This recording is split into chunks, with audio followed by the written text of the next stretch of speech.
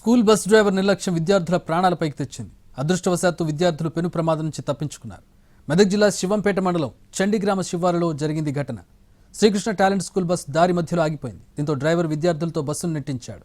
కానీ బస్సు బ్రేకులు ఫెయిల్ అవడంతో అది ముందుకు వెళ్లకుండా వెనక్కి విద్యార్థుల వైపు వెళ్ళింది. భయంతో పిల్లలు కేకలు వేస్తూ అక్కడి నుంచి పరుగులు తీశారు. పొలాల వద్ద ఉన్న రైతులు వాహనదారులు గమనించి బస్సు టైర్ల కింద రాళ్లు కర్రలు పెట్టి ఆపడంతో పెను ప్రమాదం తప్పింది. విద్యార్థులతో బస్సును నెట్టించడం ఏంటని డ్రైవర్ను నిలదీశారు.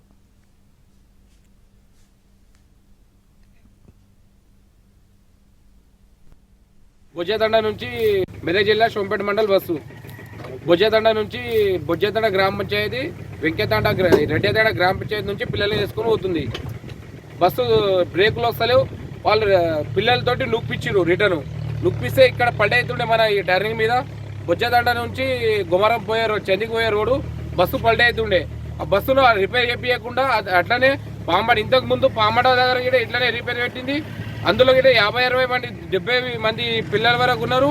అది సార్ ఇంతకుముందు 2 సార్లు రిపేర్ అయినా దాన్ని పట్టించుకోవడం వల్ల ఇప్పుడు కొద్దిగా అయితే బస్సు పడవుతుండే, ఇంకో దారుణం జరుగుతుండే. కాకపోతే అదృష్టం